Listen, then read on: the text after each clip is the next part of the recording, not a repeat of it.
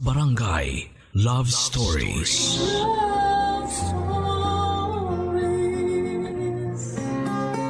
Dear Papa Dudut, paano nga ba magsimulang muli kung ang taong gusto mong makasama sa dulo ay bumitaw na?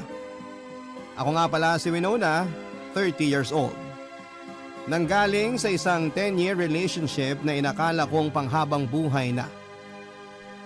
Natapos kami ni Jim ilang buwan na ang nakalipas. Siya ang unang pag-ibig at nakarelasyon ko. Wala na akong ibang nakita na ibang mamahalin kundi siya lamang. Pero wala na akong nagawa noong nag-decide siyang makipaghiwalay sa akin. Sinabi niya sa akin na gusto muna niyang mapag-isa dahil hindi niya yon nagawa noong kaming dalawa pa lamang ang magkasama. Nawalan daw siya ng identity mula nang binuhos niya sa akin ang lahat, Papa Dudut. Nanawa na raw siya sa paulit-ulit na ganap sa aming dalawa. Nasaktan ako kasi akala ko ay masaya siya pero nagtago pala siya ng lungkot. Sinubukan ko pa siyang kumbinsihin para ipagpatuloy ang relasyon namin. Sinabi kong sayang ang isang dekadang pakikipaglaban namin sa relasyon. Pero ayaw na talaga niya.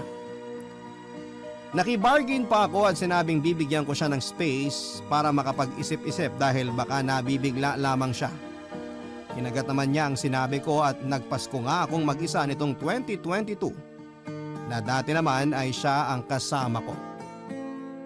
Ilang beses akong natuksong i-message siya dahil miss na miss ko na siya. Lalo't magpapalit na naman ang taon. Pero pinigilan ko. Naisip ko kasi na baka lalo siyang kumawala sa akin kapag pinilit ko ang presensya ko sa kanya. Tinis kong hindi siya makausap kahit sa text lamang dahil nasanay nga akong bawat Pasko o kahit na anong okasyon ay siya ang kasama ko. Doon ko na-realize na baka nga napagod na rin siya sa routine namin kaya gusto niyang mapag-isa o makapag-explore. Nung sumapit na ang 2023 ay nagparamdam siya sa akin para kumustahin ako. Nabuhayan ako ng loob dahil akala ko ay namiss niya ako o di naman kaya ay gusto na niyang makipagbalikan pero sinabi niyang desidido na siyang maghiwalay kami. Gusto na raw niyang masimulan ang 2023 ng puro bago lang ang lahat ng makakasalamuha at gagawin niya. Nasaktan ako pero nirespeto ko ang desisyon niyang yon, Papa Dudut.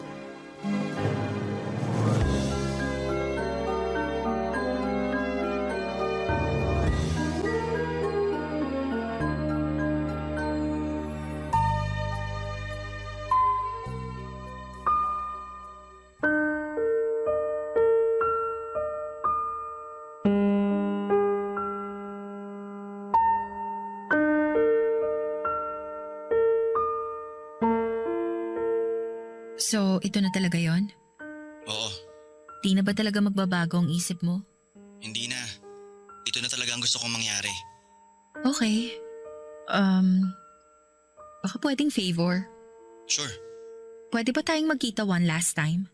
Naku, Winona, parang alam ko na yan eh. Anong alam mo na? Ay, makikipagkita ka sa akin. Lalambingin mo ako hanggang sa mahihirapan na akong bitawan ka. Hindi. Hindi ko na yun gagawin. Yan din naman ang sabi mo dati. Iba na ngayon. Irerespeto ko na kung ano man ang desisyon mo. Sure ka? Oo. Pinag-aaralan ko ng tanggapin na tapos na tayo. Bakit ba kasi kailangan pa natin magkita? Papahirapan mo lang ang sarili mo eh. Imbis na ang ginagawa mo na ngayon ay nagmo-move on o gumagawa ng bagong routine. Gusto ko lang magbalikan. Sabi ni Winona, Ang ibig kong sabihin, magbalikan ng gamit. pwede naman. Pero sana hanggang dun lang ha. Walang magmamanipulate makipagbalikan ha. Ganun ba ako sa'yo lagi? Oo. Sorry. Balikan lang talaga ng gamit ang kailangan ko.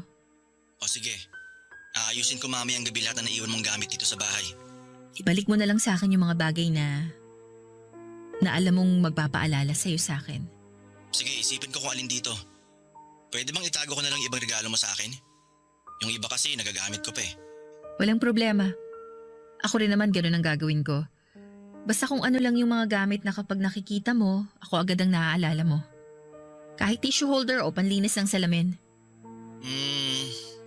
Mukhang marami nga ako rito. Sige, balitaan kita kung kailan tayo magkikita. Pwede bang bago matapos tong linggo? Bala ko kasing magbakasyon muna after ng closure natin. Gusto mo pagbalik na lang? Para masiguradong may babalik ko sa'yo lahat? Kung di naman sana abala sa'yo, sana this week na lang. Para matapos na rin to. Okay, naintindihan ko. Nakalahati ko na yung mga gamit na ibabalik ko sa'yo. Nilagay ko na sa mga kahon. Pinagplanuhan mo ata talaga to ah. Nung hindi ka nagparamdam sa akin nung Pasko, doon ako nagsimulang maglagay na ng mga gamit mo sa kahon. Masakit kasing tignan. Kung ano yung makakatulong sa'yo para mabawasan ang sakit, gawin mo lang. Sorry, Winona. Okay lang yun. Ibababa ko na tong tawag. Mukhang naiiyak ka na naman. Okay. Sige. Ibaba mo na.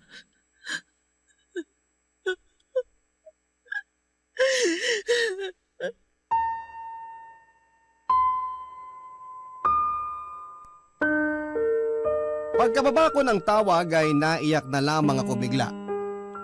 Ilang araw din akong hindi umiiyak noon pero noong narinig ko na ang boses ni Jim ay nawala na ako ng lakas para pigilan ang mga luha ko. Umiyak ako hanggang sa makatulugan ko na lamang yon, Papa Dudut. Madaling araw nang nagising ako at pinuntahan ko ang pinagtaguan ko ng mga kahon kung saan ko nilagay ang mga gamit ni Jim na gusto kong ibalik. Nanginig akong kinuha ang isa sa mga kahong yon at saka muli binuksan, Papa Dudut. Nakaramdam ako ng paninikip ng dibdib nang mapasadahan ko ng tingin ang bawat gamit na itinago ko sa kahon na yon. Bawat gamit sa kahon na yon ay may kwento na ayoko na sanang balikan dahil mas lalo ko lamang naaalala ang pagmamahal ko para kay Jim. Yun pa naman ang huling bagay na dapat kong maramdaman at maalala ng mga oras na yon. Agad kong tinago ang kahon at saka nagmadaling lumabas ng aking kwarto. Nagtungo ako sa kusina para magpainit ng gatas at doon muna tumambay. Tanging sa kusina lamang ako pwedeng pumunta na walang ibang magpapaalala kay Jim.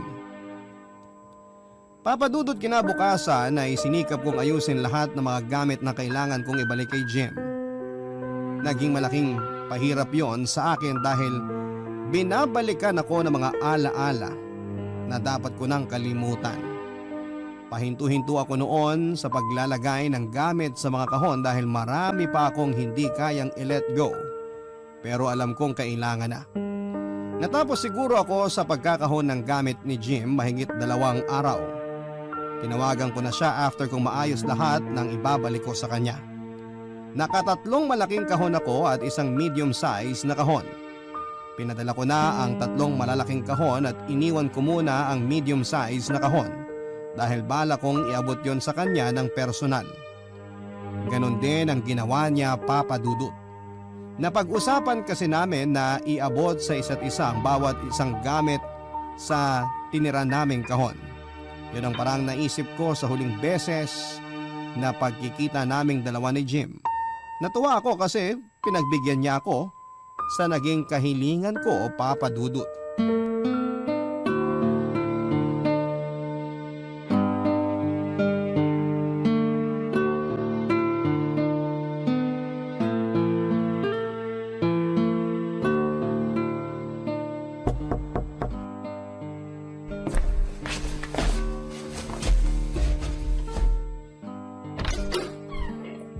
Oh, ang aga mo naman dumating.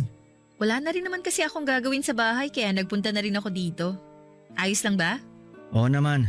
Akala ko kasi malilate ka. Gaya ng lagi nangyayari dati. May hugot ka talaga sa pagiging late ko madalas sa mga lakad natin, no? Oo, dati. Pero nung umabot na tayo ng 2 taon, natanggap ko ng parte na ng pagkatao mo maging late. Ay, grabe ka naman. Saka ko lang nalaman na issue mo pala yan ngayong hiwalay na tayo.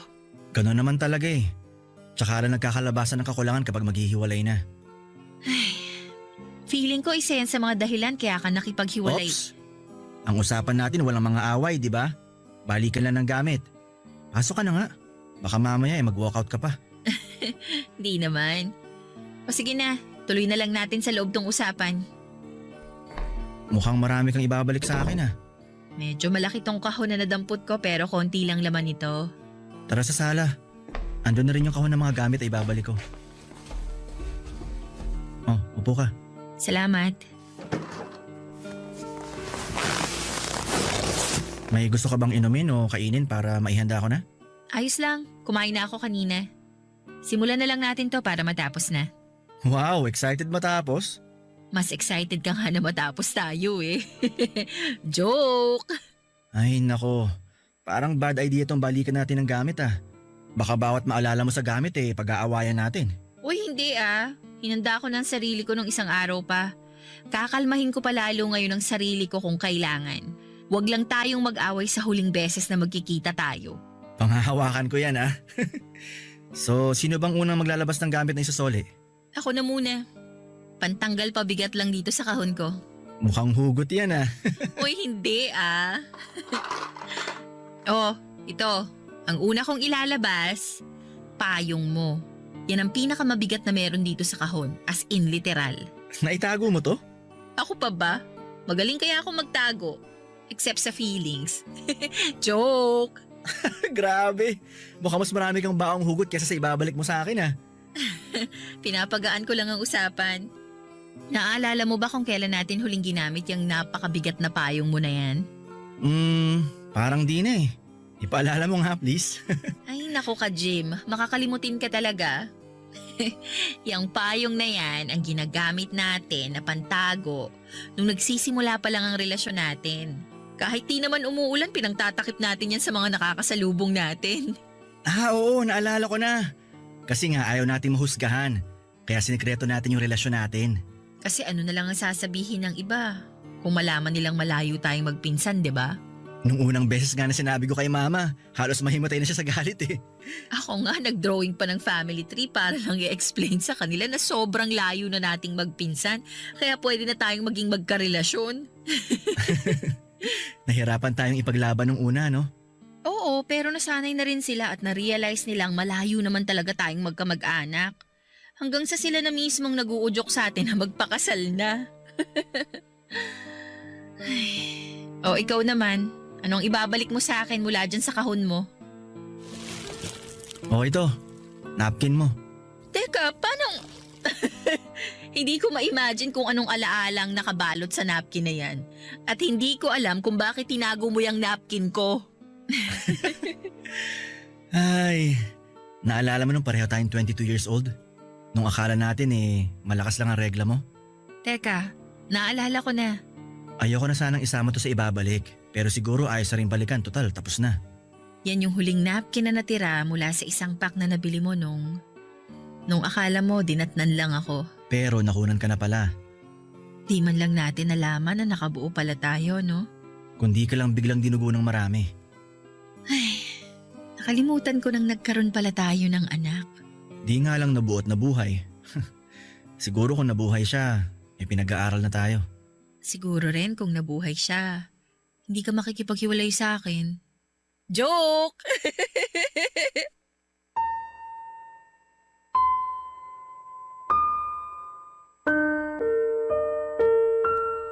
Sinubukan kong magpatawa para maitago ang sakit na nararamdaman ko nang nag-uusap kami tungkol sa namatay naming anak ni Jim. Kahit siya ay nakita kong nalungkot nang naalala niya yung pinagdaanan namin yon. Papa Dudo, 22 years old nga noong nabuntis ako nang hindi namin nalaman.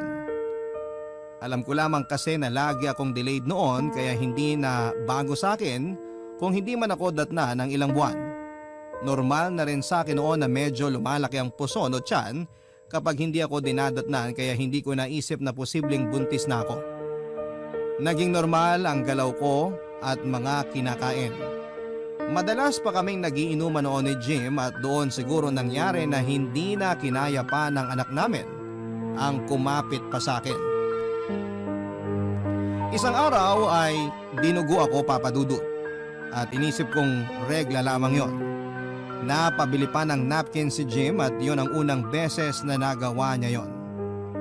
Nailang pa nga siya at hindi halos alam kung anong klase ng napkin ang kukunin noon sa grocery. Nagpatulong pa nga raw siya sa isang matandang babae para malaman kung ano ang napkin ang maganda para sa akin. Papa Dudut, Saka na lang ako nagduda sa pagdudugo ko dahil iba na ang pakiramdam ko noon. At iba ang lakas ng daloy ng dugo sa akin. Lalo na noong may lumabas na kakaiba sa akin. Kaya naman minabuti namin ni Jim na pumunta sa ospital at doon nga ay nakumpirmang nalaglagan ako ng anak. Nashock kaming dalawa ni Jim at natahimik na lamang kaming pareho at hindi halos nag-usap dahil hindi namin maproseso ang mga nangyari. Hindi rin namin sinabi sa mga magulang namin ang nangyari dahil baka mas lalo lamang maging komplikado ang lahat. Tinago namin yung dalawa, Papa Dudut, at hanggang sa paghihiwalay namin ay walang nakakaalam kahit na sino. After kong makunan ay nagsama muna kami ni Jim sa bahay nila at pinaalam niya ako sa mama niya na kung pwedeng doon muna ako tumira dahil may inaasikaso kami. Gusto lamang noon ni Jim na alagaan ako hanggang sa makabawi sa lakas. Nakaramdam kasi siya ng guilt dahil sa nangyari sa akin. Yon ang mga panahong naramdaman kong mahal na mahal ako ni Jim dahil hindi niya ako pinabayaan sa isa sa mga pinakamabigat na pangyayari sa buhay ko. Barangay Love Stories. Barangay Love Stories. Namin alam kung paano noon ipagpapatuloy ang sulian ng gamit. Natakot kaming pareho na baka nga may magbukas na hindi magandang alaala para sa amin na dahilan para makaramdam kaming muli ng sakit. Aminado kaming may mga bagay sa nakaraan namin ang ayaw na naming balikan dahil pareho lamang kaming nasasaktan. Pero tama nga rin si Jim noong sinabi niyang baka kailangan naming balikan lahat ng yon para kahit papaano, kahit nagtapos ang relasyon namin ay makaramdam pa rin kami ng saya dahil minsan nakipaglaban kami dahil minsan ay pinaglaban namin ang pagmamahalan naming dalawa. Hinanda na lang namin ang mga sarili namin sa sakit sa bawat mailalabas naming gamit sa kahon, Papa Dudut. Ako noon ang inaasahan kong makakaramdam ng dobleng sakit dahil ako ang sensitive sa aming dalawa. Masyado rin po ako noong sentimental kaya siguro ay marami rin ako mga gamit na hindi ko magawang i-let go na lamang kahit alam kong wala na akong panggagamitan noon. Kaya siguro ay nahirapan din akong i-let go si Jim. Kahit alam ko noon na makakabuting maghiwalay na kami, ay hindi ko pa rin siya magawang pakawalan dahil parte na siya ng buhay ko. Naging malaking parte na siya ng pagkatao ko, mabuti man o masama. Sa pagbabalik namin ng gamit ng bawat isa ay sinabi ni Jim na unahin naming ibalik yung mga magagandang alaala. Nabigla kasi kami sa unang dalawang gamit na binalik namin na nakapagdala ng lungkot sa amin. Kaya naman pinili naming ibalik yung mga gamit na may masaya o light lang na alaala. Napahalungkat nga ako kasi hindi ko alam kung bakit nasasaktan pa rin ako sa bawat gamit na ibabalik ko kay Jim. Sinabi ko nga sa inyo na masyado lang siguro akong sensitive. Ang next na binalik ko ay ang pinakamalit na bagay na meron sa kahon. Hindi naisip ni Jim na posibleng magkaroon ng malaking alaala ang isang napakaliit na bagay.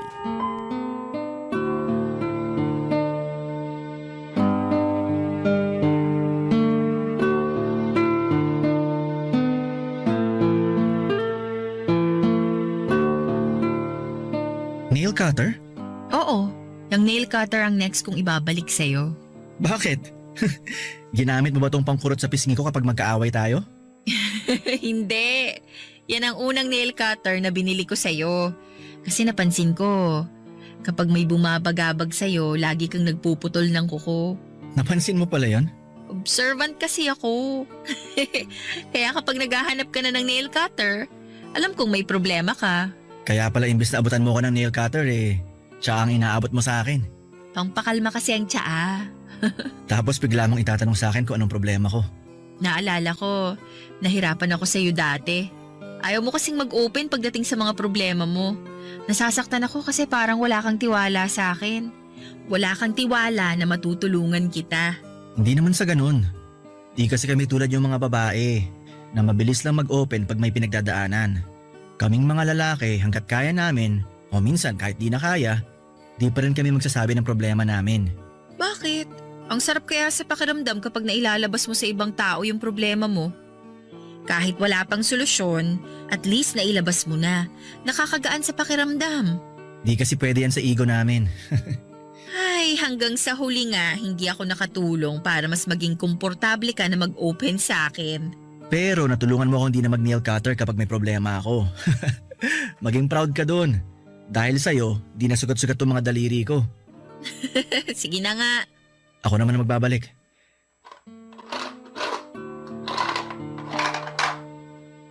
Oh, ibabalik ko tong panyo mo.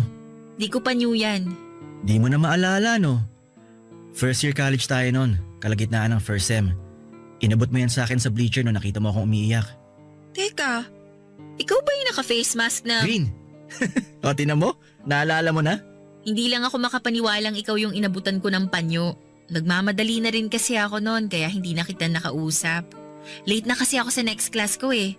Alam mo naman ako. Pero salamat ah. Nag-effort kang abutan pa rin ako ng panyo. Ugali ko na kasi yon. Kapag may nakita akong pinagpapawisan, umiiyak o kahit nasugatan, inaabutan ko ng panyo o tissue. Kaya siguro halos maubos na yung panyo ko nung college kasi pinamigay ko na lahat. At isa ako sa mga maswerteng nabigyan mo. Thank you ah. Teka, ba't hindi mo sinabi sa akin dati na nagkita na pala tayo? Nahiya ako eh. Baka maalala mo lang sa akin eh, yung lalaking umiiyak sa bleacher na naka-face mask na green. Eh bakit ka nga ba kasi naka-face mask noon? Napanaginipan mo ba na magkaka-pandemic? Akala ko kasi may itatago ko yung pag-iyak ko sa ibang tao eh. Pero napansin mo pala. May third eye kasi ako sa mga taong malungkot at tinatago ang pag-iyak. Mukha nga. Nakakatuwa naman na may ganun tayong alaala kahit hindi pa tayo magkarelasyon. Di na kita nakalimutan mula noon. Sinubukan kong hanapin ka sa campus natin pero ewan ko ba kung bakit di kita nakita. Ilang beses akong tumambay sa bleacher para lang maabutan ka pero wala eh. Di na kasi ako dumadaan dun noon. Nakahanap na ako ng ibang shortcut papunta sa mga klase ko. Alam mo naman ako, kailangan ko lagi ng shortcut na daan dahil lagi akong late. Ah, kaya naman pala. Pero at least nagkakilala naman tayo bago makapagtapos ng college. At naging tayo pa. Naalala ko nga kung saan tayo unang nagkausap eh. Sa PE building yun, di ba? Oo, dun nga. Hinabol pa kita. Tapos nung nakaharap na kita, di ko naman alam ang sasabihin ko. Nautal at namula ka pa nun. Ang tagal kitang hinintay na magsalita ah. Tapos bigla mo lang itatanong sa akin kung saan ko nabili yung PE uniform ko. Weird! Kinabahan nga kasi. Pero ayos na rin yon. Kahit palpak yung unang pag-uusap natin, nairaos pa rin naman. Jim? Oh. Total. Huli naman na. Oh, ano yun? Baka pwedeng malaman kung bakit ka umiiyak nun sa bleacher. Winona naman. Sabi ko naman sa'yo, hirap ako mag-open, di ba? Pabor mo na lang to sa akin, huli naman na. Matagal kong pinangarap na mag-open ka sa akin. Pagbigyan mo na ako, huli naman na to eh. Nag-alangan si Jim na sabihin sa akin ang dahilan ng pag-iyak niya noong inabutan ko siya ng panyo dati. Ilang beses ako nakipag-negotiate sa kanya para lamang kahit sa una't huling pagkakataon ay maranasan ko namang mag-open siya sa akin. Masyado kasing malihim sa nararamdaman niya si Jim. Kaya naman sinukuhan ko na dati ang pag-asang magsasabi pa siya ng problema niya. Total naman ay naisip ko na wala namang nangyaring hindi maganda sa kanya kapag may problema siya. Naisip ko rin na baka nga kaya niya talagang dalhin ang sarili niya at hindi niya kailangang magsabi pa sa iba. Doon nga ako nabilib sa kanya dahil kung ako lamang yon, baka puro iyak lang ang ginawa ko imbes na solusyon sa problema ko. Kaya siguro naging clingy na rin ako sa kanya at dependent dahil nga nakita ko na kaya niyang protektahan at alagaan ako. Hindi ko kasi kayang gawin yon sa sarili ko dahil most of the time ay inuuna ko lagi ang kapakanan ng pamilya ko, Papa Dudut. Bigla ko tuloy naalala ang mga oras na lagi nandun si Jim para sa akin, kaya nahirapan na naman akong umabante palayo sa kanya. Gusto na muli ni Jim na magbalikan kami ng gamit pero hindi ko ginawa hanggat hindi niya sinasabi sa akin ang dahilan ng pag-iyak niya sa bleacher. Para lang siguro matahimik na ako noon ay sinabi na rin niya ang kadahilanan. Nung una, alam kong nag-imbento lamang siya ng sasabihin at agad ko namang yung nahuli. Masyado ko na siyang kilala noon kapag nagsisinungaling siya. Kaya napilitan siyang aminin ang totoo sa akin. Nagkahiwalay ang mga magulang niya kaya siya umiiyak noon. Naging escape niya ang pag-aaral para hindi makita at maabutan ng pag-aaway at sakitan ng mga magulang niya sa bahay.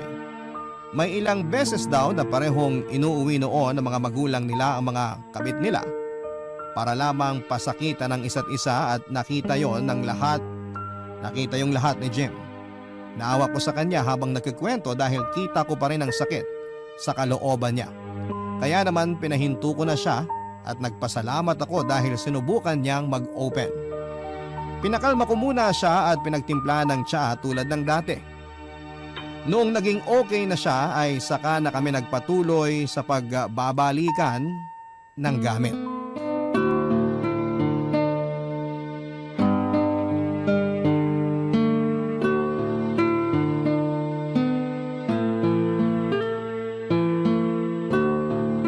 Buti pa yung mga gamit natin, no? Nagkabalikan. Oh, yan ka na naman sa mga hugot mo ha.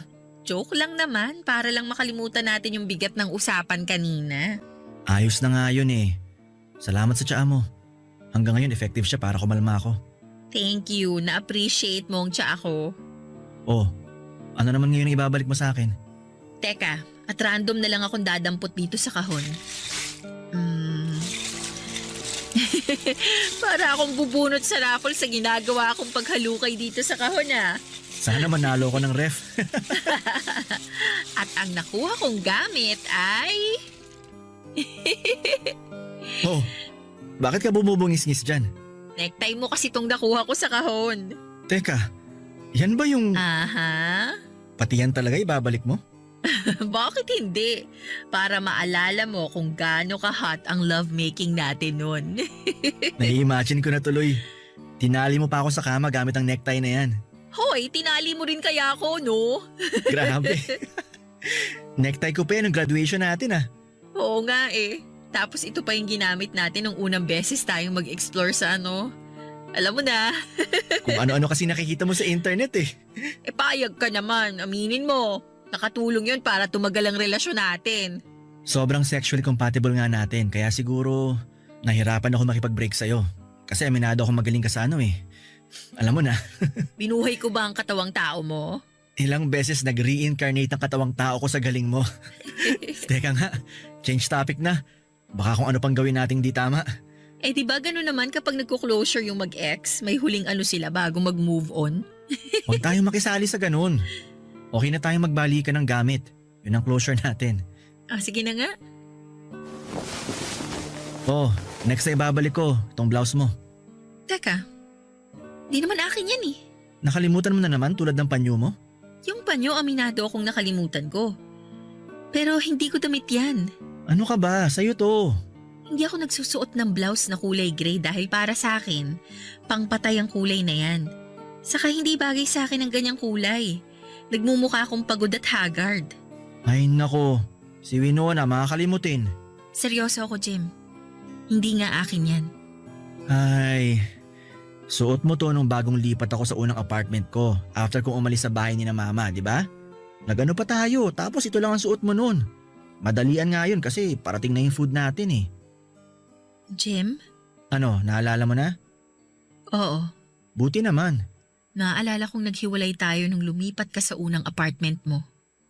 Hindi ako nakatapak sa apartment na yon, ni minsan.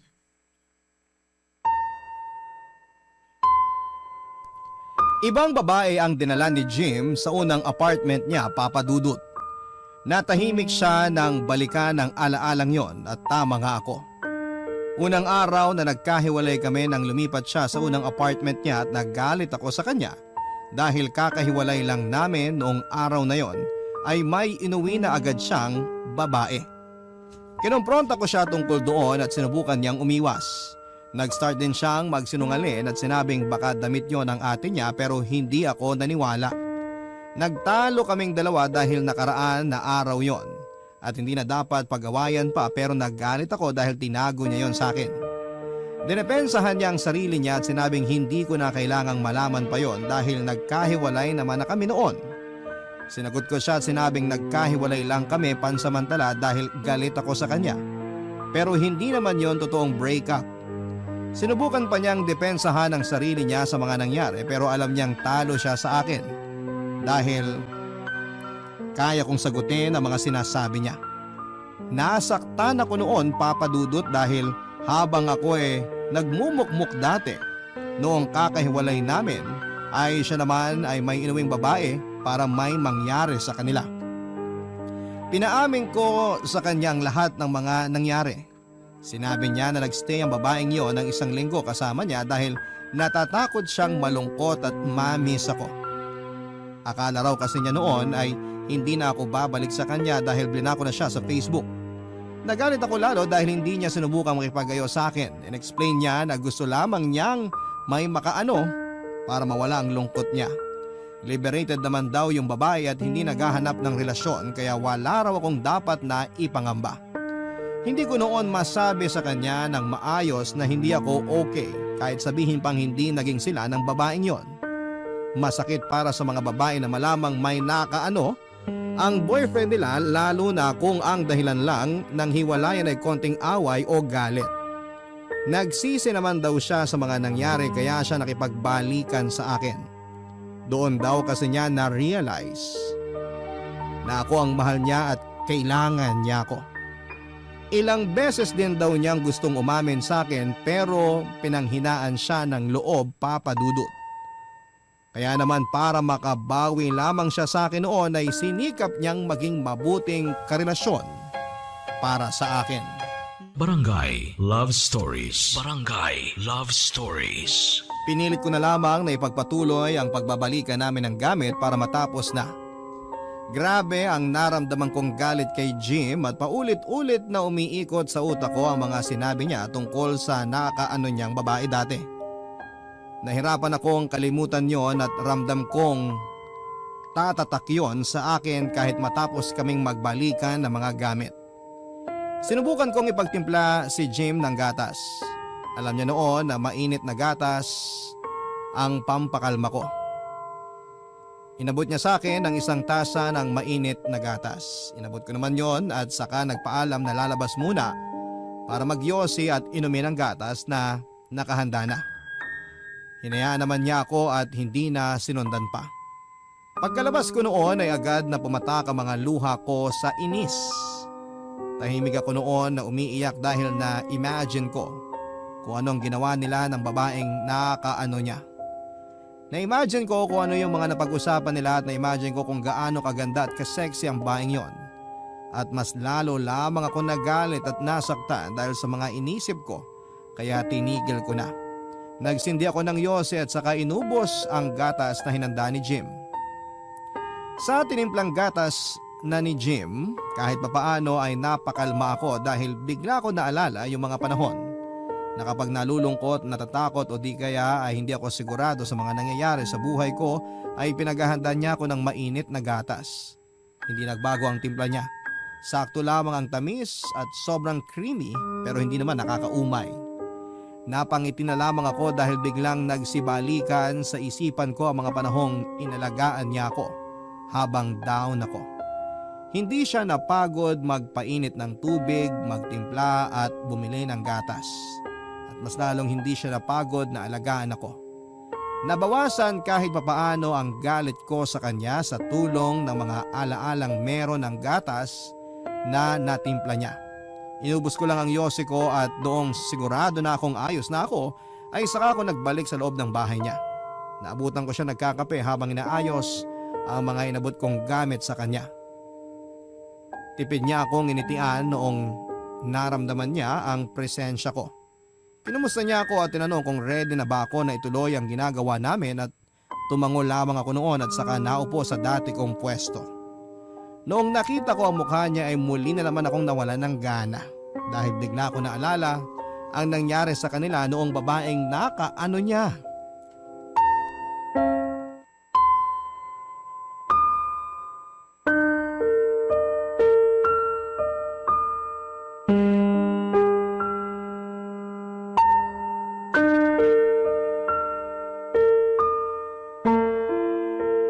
Ano, game na ulit? Magbabalik ka na ulit tayo ng gamit? Oo, Ano yung next mo? DVDs mo. Oh, heto lahat. Teka, paborito mo to lahat ah. Huwag mo na lang kaya ibalik sa akin. Di ko naman talaga paborito ang mga movie na yan. Ikaw lang naman ang namilit na panoorin natin lagi ang mga yan eh. Akala ko kasi gusto mo eh. Panay ang tao mo kapag pinapanood natin to. Natatawa na lang ako kasi alam ko na lahat ng mga linya dyan. Memoryado ko na dahil paulit-ulit ko nang napanood. Yan ba talaga ang totoo o galit ka lang dahil sa mga nalaman mo kanina? Basta, sa'yo na yan lahat. Galit ka nga. Sinong di magagalit? Alam ko. Karapatan mong magalit dahil di ko sinabi. Pasensya na ulit. Sana inamin ko na lang dati. Sana nga inamin mo na lang eh. Natakot nga ako kasi baka hiwalayin mo na ako ng totoo. Sana sinubukan mo. Alam mong ayoko mag-take ng ganong risk sa relasyon natin. Kaya ngayon ka nag-take ng risk na aminin kasi wala naman ang masisira sa relasyon, ganun ba? Hindi. Inamin ko kasi Kasi nahuli ka na. Kasi deserve mong malaman ang totoo. Yun naman ang closure, di ba? Yung mawala na lahat ng tanong sa isipan natin, maamin na lahat ng tinatago natin. Tapusin na natin itong pagbabalikan ng gamit para makauwi na ako. Bago natin ituloy, gusto kong malaman. Gusto kong masagot yung tanong sa utak ko ngayon. Ano yun? Talaga bang di ka nag-enjoy na pinanood tong mga DVD na to? Napilitan ka lang ba? Kasi ako kahit ilang ulit ko pinanood to kasama ka, ayos lang. Masaya ako kasi kasama kita. Kahit memoryado ko na hanggang sa film credits, okay lang. Kasi nga, masaya ako. Kasi kasama kita. Nag-enjoy din akong panoorin yan. Kasi kasama kita eh. Sinubukan kong panoorin yan nung nakipag-cool off ka sa akin pero hindi na ako masaya. Kasi alam kong hindi na kita ulit makakasamang mapanood ng mga yan. Tatago ko na lang to. Remembrance sa naging relasyon natin. Salamat. Oh, ito naman na ibabalik ko. Pictures ko lahat to ah. Bakit di ko alam to? Bakit di mo pinakita sa akin to? Stolen shots mo yan galing sa lumang phone ko. Buti na lang may backup files ako. Kaya na-print ko lahat ng isang araw. Nakanganga pa ako habang natutulog. Bakit pati to pinicturan mo pa? Nakakahiya. Yan ang unang beses na nakatabi kitang matulog sa kama. Natuwa ako kaya pinicturean kita. Di ko pinakita sa'yo kasi alam ko magagalit ka eh. Papabura mo. Para sa akin, maganda ka dyan. Nag-look forward na ako noon na makita yung ganyang itsura mo kapag nagsama na tayo sa isang bahay. Ako naman, Jim. Pati ba naman tong hindi ako nakaligo at di nakapag-ayos, ang pangit ko rito. Ano ka ba? Para sa akin yan ang pinakamagandang estado mo kapag magkasama tayo. Pangit kaya? Nagpapaliksahan ng mukha at buhok ko sa pagiging shiny. OA sa pagka-oily. Gandang-ganda ako sa ganyang itsura mo. Kasi ibig sabihin lang yan, komportable ka nang ipakita sa akin ang tinatago mo sa iba at sa sarili mo. Yan naman ang nagustuhan ko sa'yo. Ni minsan, hindi ko kailangang magpanggap. Kung sino ako, tanggap mo. Minahal mo yung mga bagay na ayoko sa sarili ko. Sinusuklian ko lang yung pagtanggap mo sa akin. Salamat. Jim? Pwede bang umiyak bago natin ibalik yung mga huling natitira sa mga kahon natin? Sige.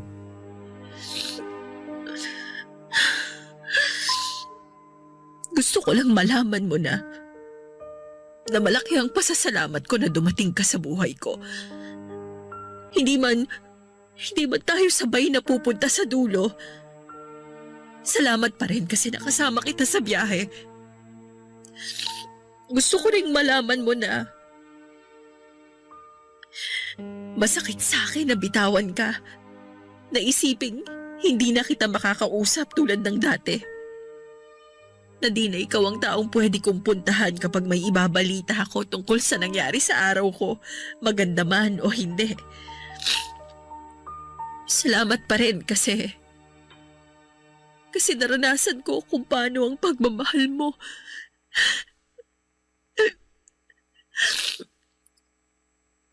Thank you for being my first. It breaks me apart you won't be my last. If it still counts, because I still have a lot left in me. I love you, Jim. I love you so much. It hurts.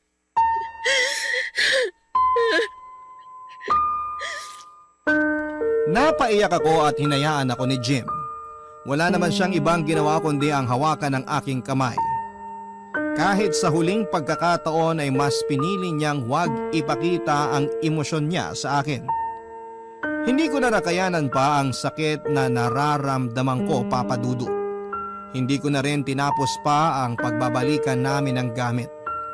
Iniwan ko na doon ang kahon na may laman ng mga gamit ni Jim.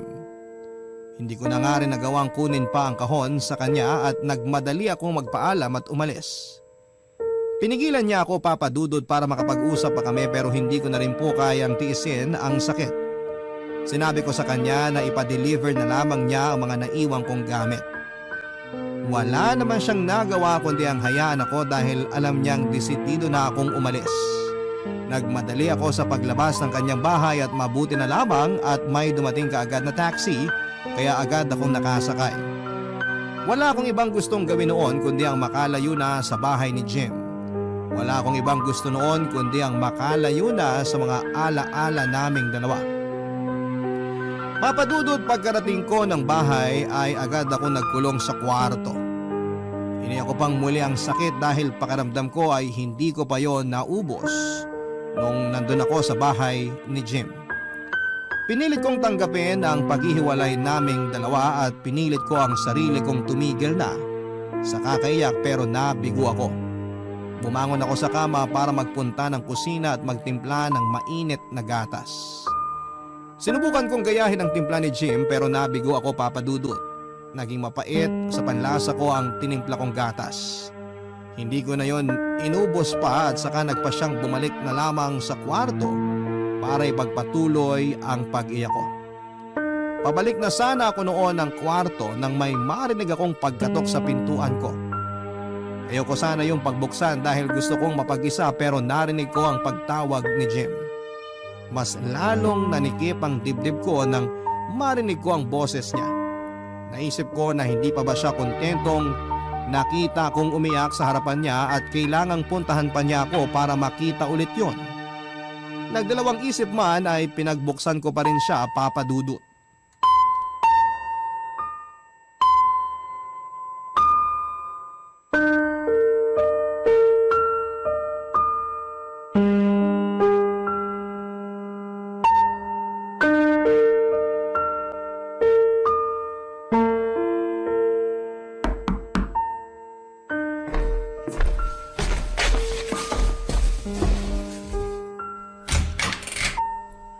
Anong kailangan mo? Pwede ba tayo mag-usap? Kulang pa ba yung nangyaring usapan natin kanina? Oo. Gusto mo pa bang makitang nasasaktan ako? Wagi ka na eh. Punong-puno na ako ng sakit, Jim. Tama na. Tama na, please. I'm sorry, Winona. Kahit ilang beses kang mag-sorry, hindi mo agad matatanggal lahat ng sakit. Hayaan mo na ako. Tama na yung kakasorry mo kasi mas lalo lang sumasakit eh. Pwede bang pakinggan mo ko? Talaga bang hindi ka patapos na saktan ako? Tama na sabi eh. Makinig ka muna ha, please. Winona, Jim, please. kanina nung umalis ka, akala ko yun na yun eh. Sarado na lahat. Tapos nung inaayos ko yung mga gamit mo sa kahon, bigla ko nakita tong candy wrapper. Ano yan? Anong meron dyan? Sigurado di mo na maalala pero ito yung candy sa burol ni Papa dati. O tapos? Ikaw ang nag-abot nitong candy sa akin sa huling gabi ng burol ni Papa. Parang naaalala ko na. Inabot ko yan sa'yo. Nung nasa kwarto ka ng chapel. Nakahiga ako noon, di ba? Nakapikit. Nagpapanggap na tulog para dilapitan ng kahit na sino. Alam ko. At alam kong kailangan mo ng kasama kahit sabihin mong ayaw mo. Kaya ka lumapit sa akin. Ayaw kitang harapin noon kasi ayokong maiyak. Ayokong makita mong mahina ako. Ni minsan hindi ko nakitang mahina ka, Jim. Ikaw nga ang naging lakas ko, di ba? Kahit di kita kinakausap noon, umupo ka lang sa tabi ko. Hinayaan mong tahimik lang ako. Di ka rin nagsalita pero naramdaman ko na gusto mong iparating sa akin na andun ka lang. Nakikinig ka kahit di ako nagsasalita. At doon ko inabot yung candy sa'yo. Kasi narinig ko na. Kumukulo na yung tiyan mo. Kasi di ako kumain buong araw. Naaalala ko na lahat. Naalala ko matapos mong iabot yung candy sa akin. Niyakap mo ko. Hinalikan mo ako sa noo. Hindi ka pa rin nagsalita pero narinig ko sa puso mo yung gusto mong sabihin at iparating sa akin. Pasensya ka na kung hanggang doon lang yung nakayanan kong pag-comfort sa'yo. Hindi ko kasi alam kung anong gagawin. Hindi ko alam ang pakiramdam ng mamatayan ng magulang. At nagpapasalamat ako sa iyo kasi di mo pinaramdam sa akin na alam mong nararamdaman ko. Hinayaan mo akong iproseso yun ng mag-isa. Hindi ka nakialam. Hindi ka nagdikta. Hindi ko alam na ganyan pala ang naisip mo nun sa akin.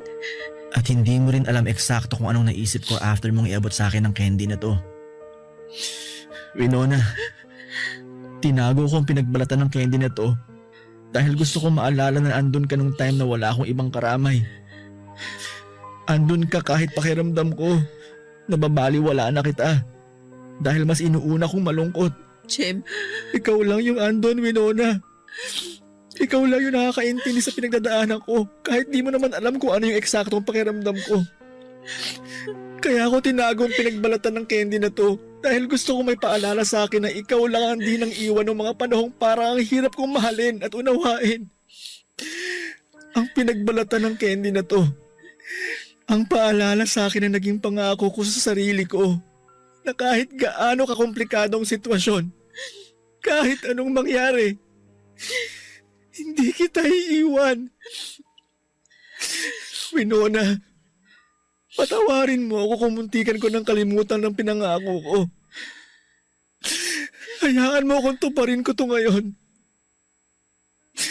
Mahal pa rin kita, Winona. Mahal na mahal.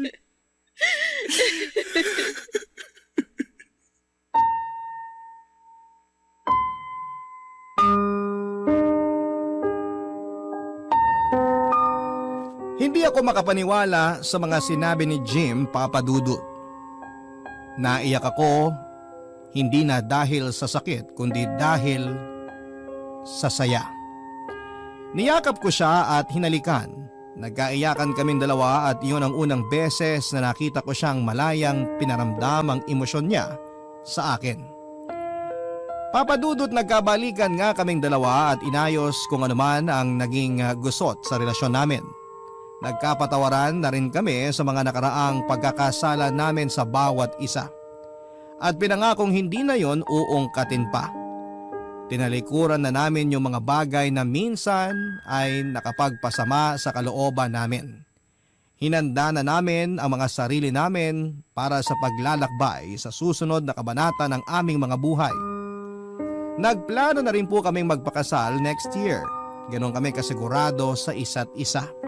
Hindi na ako makapaghintay pa na makita siya sa kabilang dulo ng altar habang naglalakad ako papalapit sa kanya at sa dakilang lumikha. Papa Dudut, hindi perpekto ang relasyon namin ni Jim. Aminado kaming marami ang pagkukulang at pagkakamali namin sa bawat isa pero hindi namin yung ginawang dahilan para muling bumitaw. Nagpatuloy kami sa pagkapit dahil sa mga simpleng bagay na nangyayari sa relasyon naming dalawa. Mga bagay na dati ay binabaliwala lang namin noon. Yung pagtali niya ng buhok ko sa tuwing nakakasagabal yon sa tinatapos kong trabaho. Yung pagpapaalala sa kanya na inumin ang mga gamot na nireseta sa kanya ng doktor dahil madalas ay nakakalimutan niya. Yung pagpuno niya lagi ng water jug ko sa umaga dahil alam niyang yon ang una kong hinahanap pagkagising. Yung pagyakap niya sa akin kapag nagtatama ang aming mga paningin matapos ang tuksuhan at tawanan. Hindi perpekto at minsan ay boring para sa iba ang relasyon naming dalawa. Pero para sa amin, Papa Dudut, ay totoo ang pagmamahala namin at hindi ko yun ipagpapalit sa iba. Maraming salamat po sa pagbasa ng aking liham. Ang inyong kabarangay forever, Winona. Barangay Love Stories. Love Stories.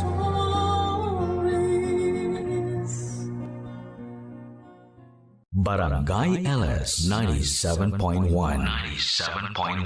Number 1. Forever.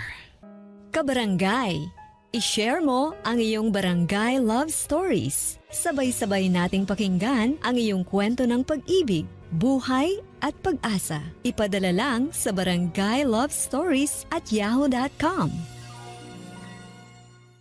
Ang mga kwento ng pag-ibig, kwento ng buhay at kwento ng pag-asa dito sa Barangay Love Stories. Love stories.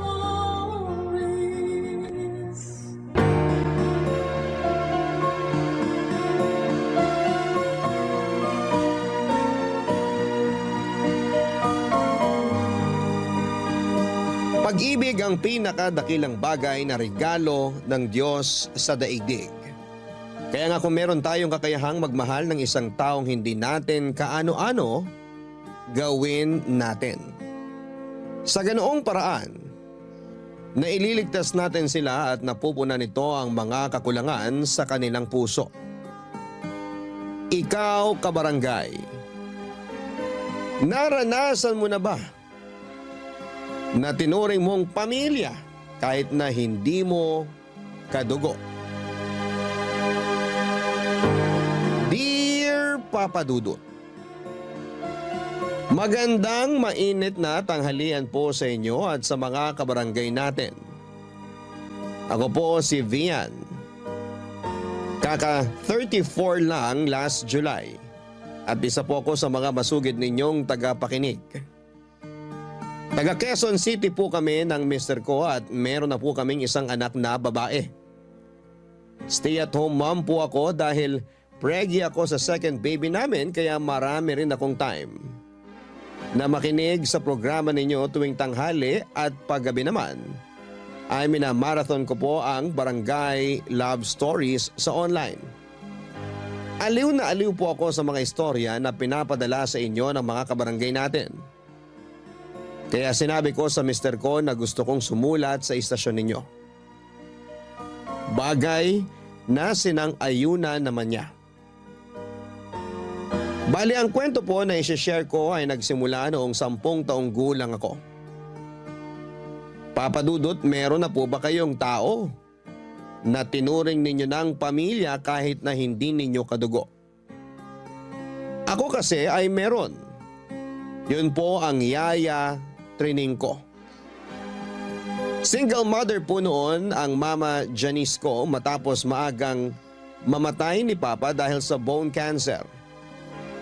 Hindi naman po kami mayaman pero may maliit silang negosyo ng bigasan at iba pang goods sa naipundar sa palengke na pinapatakbo ng mama ko. Doon po kami kumukuha ng pera para sa pag-aaral ko, pagkain namin at pambayad sa mga bills. Sabi ni Mama, mahalaga raw po ang business namin na yon. Dahil yun na lamang ang meron kami. Kamuntik na rin po kasi yung mawala nang nagpagamot si Papa. Kaya ginawa po ni Mama ang lahat para maisalba ang tanging kabuhayan na meron kami kahit kapalit noon ang pagkawala niya ng oras at panahon na alagaan ako at magpakananay sa akin. 10 years old po ako nang dumating sa bahay at buhay namin si Yaya Trining. Ang tanda ko'y nasa early 30s siya noon. Mahaba po ang buhok niya, morena ang balat, pango ang ilong, meron po siyang nunal sa baba at may katabaan po siya, Papa Dudut. Pero mabait po si Yaya Trining dahil pinagluluto niya kami. Naglilinis siya ng bahay at inaasikaso niya po ako simula paggising ko sa umaga, pagpasok at pagsundo sa school at hanggang bago ako matulog.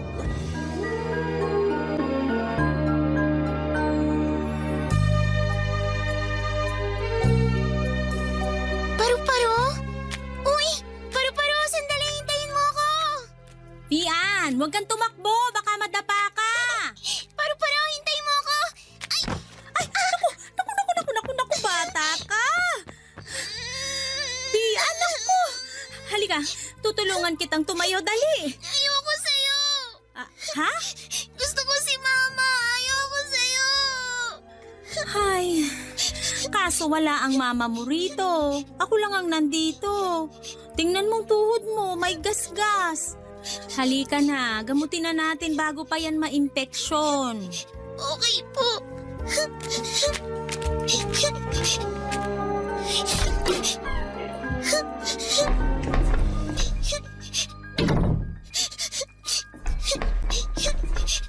Oh, dito ka muna sa bangko, ha? Kukuha lang ako ng ipanggagamot sa sugat mo. Saglit lang ako. Opo. Yaya, bilisan niyo po. Dumudugo na po. Oo, andito na ako. Tingin nga ng tuhod mo.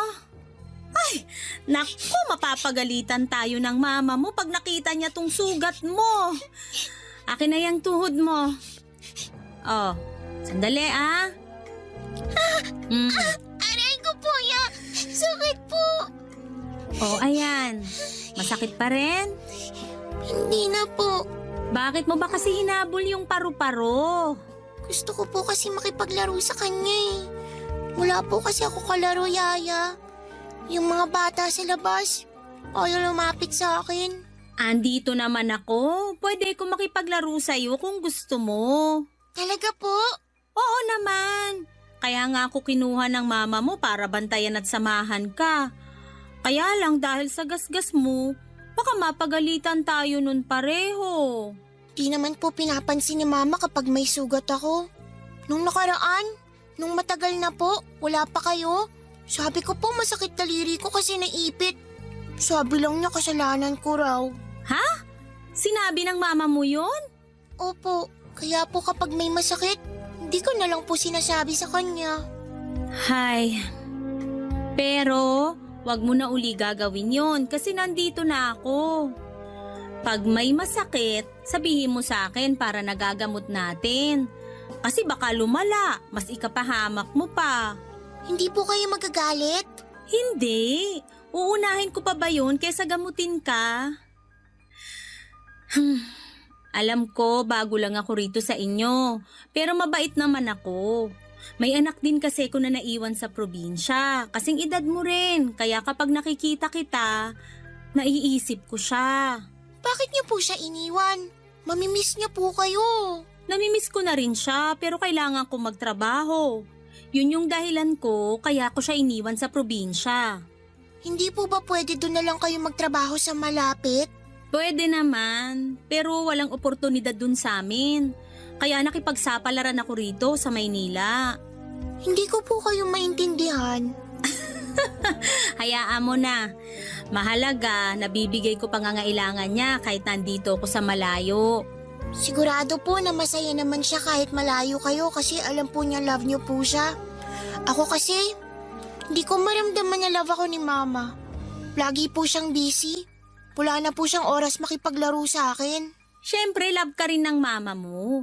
Baka hindi lang siya katulad ko na laging sinasabi sa anak ko na mahal ko siya pag nag-uusap kami sa cellphone. Pero alam ko, mahal na mahal ka ng mama mo. Tapos, love din kita para dalawa na kaming mahal ka. Okay ba yon? Opo! Thank you po sa paggamot ng sugat ko, Yaya. Walang anuman. Gusto mo pa bang maglaro? Tara, dali! Para hindi mo na hinahabol yung paru-paro. Yay! Sige po, tara na po! Oh, dahan-dahan lang. Huwag kang tumakbo, baka madapa ka na naman.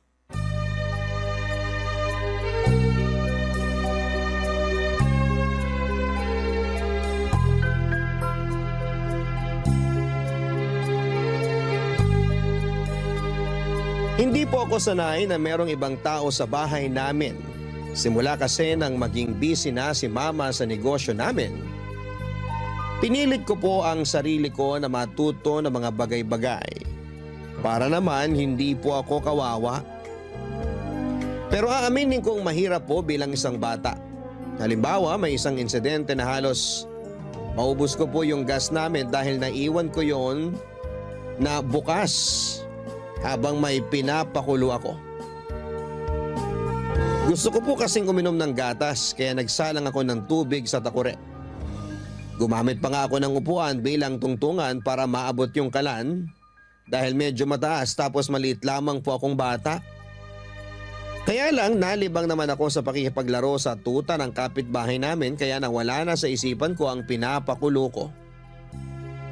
Noong time na yon ay dumating si mama galing sa palengke tapos nakita niya yung nakasalang na halos nag-evaporate na sa hangin yung tubig. Kaya galit na galit po siya sa akin, Papa Dudut. Hindi ko po yun makakalimutan kasi tinawag niya akong pasaway na bata at nagmamarunong. Kaya nga hindi na ako nagtaka nang dumating sa bahay namin si Yaya Trining. Tubong La Carlota City sa Negros Occidental po si Yaya Trining, Papa Dudut. Malumanay po ang boses niya. Masipag at mabait po siya kaya hindi nakataka-taka na madali niyang nakuha ang loob ko. Pero ang isang bagay na nagustuhan ko sa kanya ay yung trato niya sa akin para na po niya akong anak, Papa Dudut. Sinabi sa akin ni Yaya Trining na meron siyang isang anak na babaeng naiwan sa Negros na nasa pangangalaga ng magulang niya. Kaedad ko lang din po, 10 years old ng panahon na yon. Bale, lumuwas po siya ng Maynila para makipagsapalaran. Sa ilang taon niya rito ay marami na siyang napasukang trabaho tulad ng pagiging serbedora sa karinderya, tendera sa bakery at siumayan, sales lady sa ukay-ukay at paggawaan ng cellphone at kung ano-ano pa.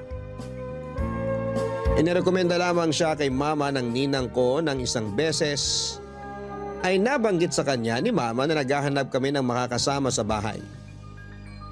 Sakto na nagsara yung cellphone shop na pinapasukan ni Yaya kaya agad niya pong tinanggap ang trabahong inalok sa kanya ni mama. Simula noon ay para na ako nagkaroon ng ikalawang nanay sa katauhan ni Yaya Trining.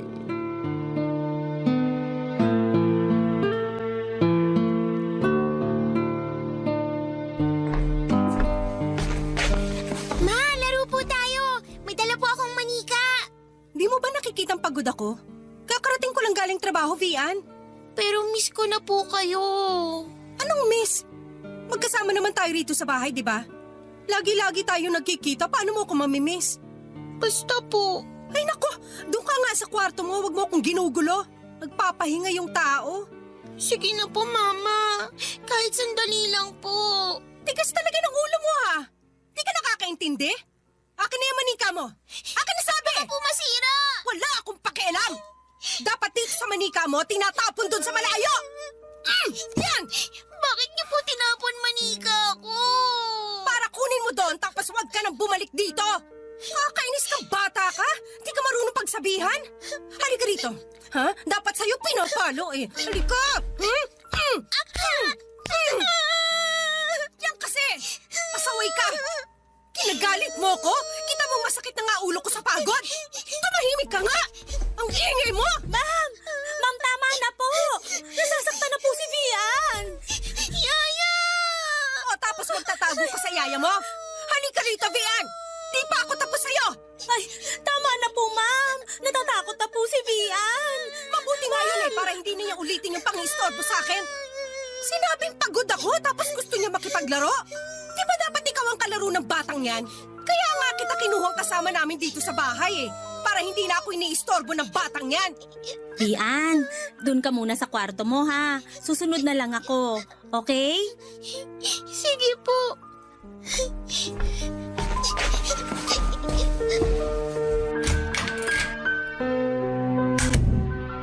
Ayan. Wala na si Vian. Ma'am, gusto niyo po bang ikuha ko muna kayo ng tubig? Sige, kanina pa ako uhaw na uhaw. Sige po. Napakapasaway na bata. Pagod ka na, dinadagdagan niya pa. Ito na po tubig niyo, ma'am. Salamat. Ma'am, tungkol po dun sa nangyari kanina, naglalaro po kami ni Vian sa kwarto pero nung narinig niya yung pagdating niyo, sabi niya po gusto raw po niya kayong makalaro. Ma'am, namimiss na po kayo ng anak niyo. Pero pagod nga ako. Mas gugustuhin ko na lang magpahinga kaysa makipaglaro sa kanya. Tsaka wala ba siyang kasawaan sa laro na yan? Maghapon na nga kayo naglalaro, idadamay niyo pa ako. Ay, pero wag niyo naman po sanang paluin si Vian. Bata pa po yun. Sino ka para sabihin sa akin yan? Baka nakakalimutan mo, nanay pa rin ako ni Vian at kapag matigas ang ulo niya, papaluin ko siya. Nanay din po ako, ma'am. Hindi po maganda na namumulat sa palo ang mga bata kasi kalalakihan nila yung takot sa atin ng mga magulang nila. Baka po hindi na sila magsabi sa atin ng mga problema nila kasi sinasaktan natin sila. Mas mabuti nga na di na siya magsabi sa akin ng mga problema niya kasi may sarili naman akong problema. Tsaka pwede ba? Huwag mo nga akong pangaralan. Nandito ka para bantayan yung anak ko, hindi para turuan ako ng kung ano-ano. Alam ko ginagawa ko training. Sana alam mo rin kung ano lang ang trabaho mo. Huwag kang intrimitida. Sorry po, ma'am. Sorry ka dyan. Pareho nyo nang sinira ni Vian ang gabi ko. Pag-untugin ko kayo eh. Nako, makapasok na nga sa kwarto at makatulog. Nakakainis kayo? Hindi na po ba kayo kakain? Hindi na, busog ako. Huwag kayong maingay na dalawa, ha?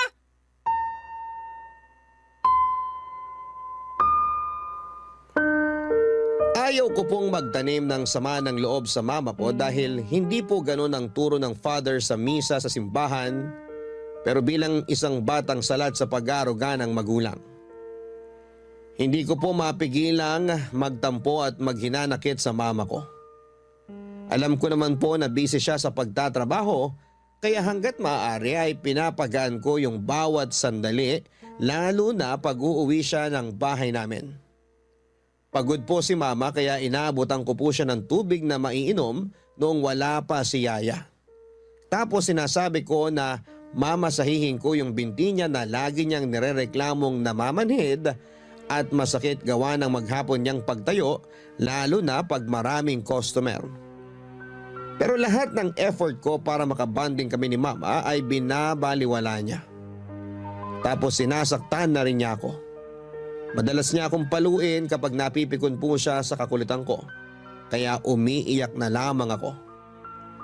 Pag gano'n na po ang nangyayari, pumapagitna po sa amin si Yaya Trining para hindi na po ako masaktan pa ng husto ni mama.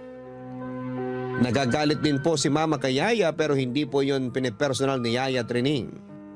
Mas focus po siya sa pagpapatahan sa akin kasi ang lakas po ng iyak ko.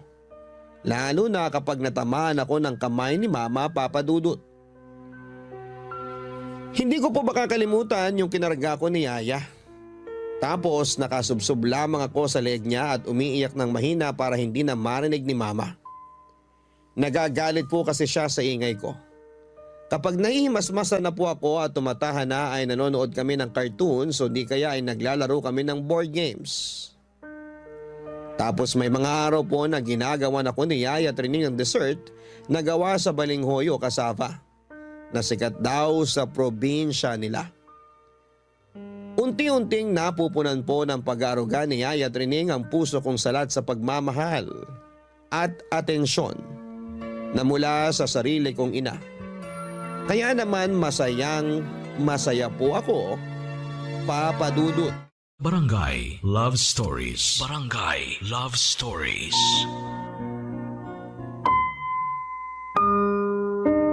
Sa pagpapatuloy po ng buhay ko noon, kasama si Yaya Trining sa bahay namin ay napansin ko po na lalong naging busy si mama pero hindi na lamang sa negosyo namin.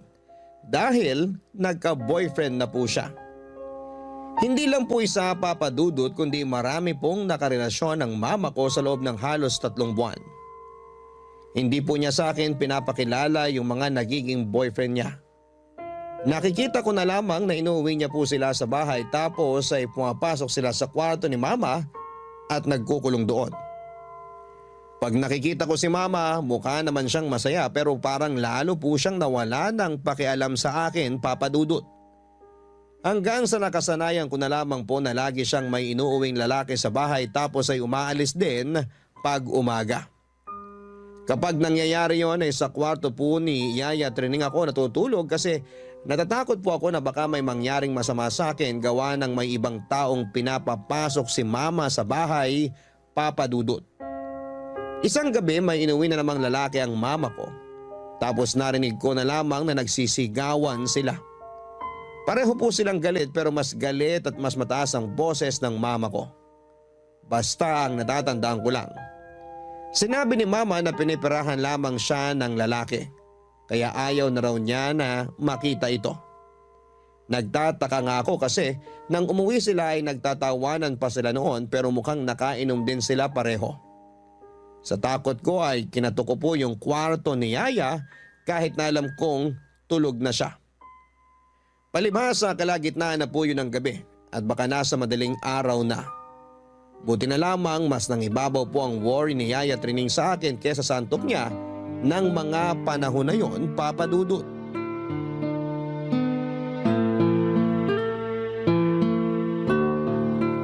Hala, Yaya. Hindi ko pala kasama yung manika ko. Naiwan ko sa kwarto kasi nagmamadali na ako pumunta dito.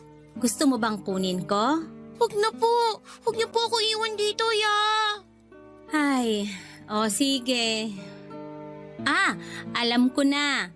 Meron din akong manika rito, kaso... Talaga po? May manika kayo? Meron, kaso di katulad ng manika mo. Teka, asa na ba yon? Hahanapin ko lang. Eto, nakita ko na. Tingnan mo. Wow! Ano po tawag dito? Paper doll ang tawag dyan. Laging nilalaro ng anak ko sa probinsya. Yan lang kaya kong ibili sa kanya eh. Ngayon lang po ako nakakita nito pero nagagandahan na po ako. Pwede po ba natin laruin? Oo naman. Ganito lang gagawin mo. Kunin mo yung manika. Tapos, pwede mo siyang bihisan ng iba-ibang damit na gusto mo. Sige, ito. Hawakan mo to. Susuotan ko po siya ng bestidang pula. Sige, okay yan. May sapatos din siya. Ito. Ikabit mo sa paa niya. Tupiin mo lang yung papel sa gilid. Yun kasi ang magsisilbing lock para kumapit yung sapato sa paper doll. Ganito po? Oo, ang galing mo!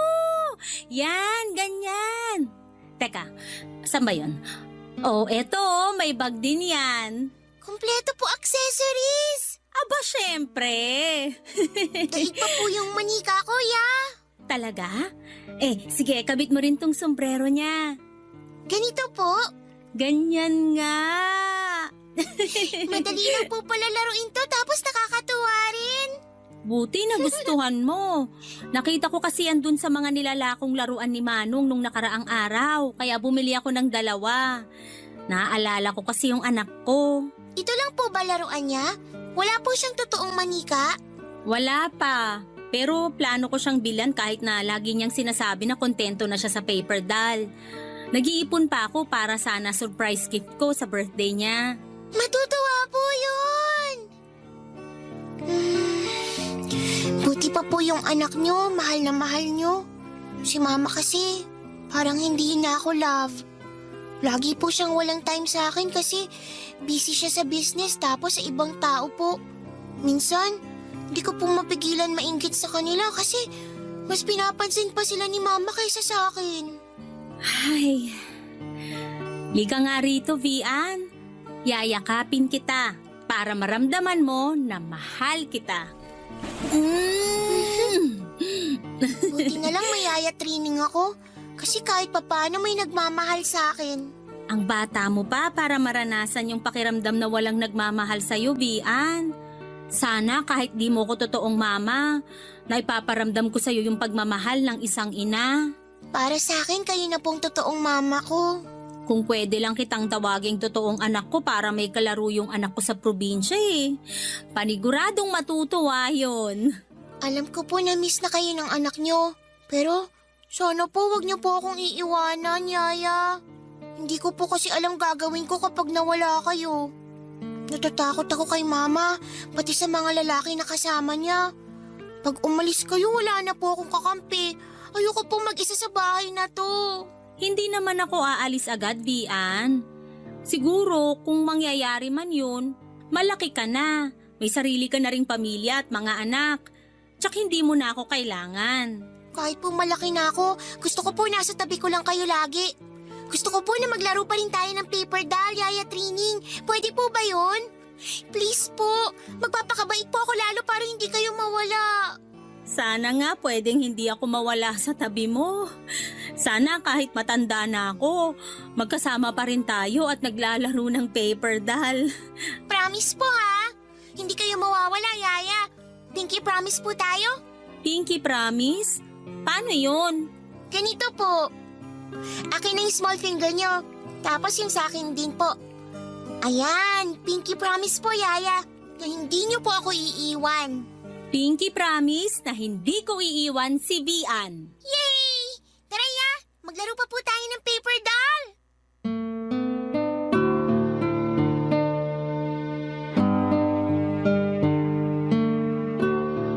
Kahit na malaki ang pagkukulang sa akin ni Mama, napunan po yun lahat ni Yaya Trining. Para sa akin ay siya na po ang totoong mama ko dahil sa kanya na ako lumaki. Siya po ang umaattend sa mga meeting namin sa school at siya rin ang kasama ko noong graduation namin sa elementary at high school. Ayaw po kasi ni Mamang pumunta sa mga ganong event dahil nakaka-bore daw po. Mas mabuti pa na magtinda na lang daw siya sa palengke. Kumita pa siya ng pera kaysa tumunganga, manood at pumalakpak sa akin habang umaakyat ako sa stage para kunin ang pinaghirapan kong diploma. Dinamdam ko po ang katuwiran na yon ni Mama Papa Dudut. Question ko nga po yung pagmamahal niya sa akin bilang anak hanggang sa magdalaga na ako. Pero nananatiling malayo po ang loob sa akin ni Mama. Kaya ako na lamang ang napagod na mamalimos ng atensyon sa kanya. Hindi naman po niya ako pinababayaan. Good provider siya, Papa Dudut, dahil pinapakain niya ako at pinag-aaral. Masama na ba akong anak kung para sa akin ay nakukulangan pa rin ako sa mga ginagawa niya? Hindi niyo po ako masisisi dahil ng mga panahon na yon ay may ka-live-in na po si Mama. Si Alfred po na kaisa-isang lalaking pinakilala niya sa akin at sinabing magiging stepfather ko na, Papa Dudut. Kaya lang masama po ang kutob ko sa live-in partner ni Mama dahil may taglay po itong kamanyakan.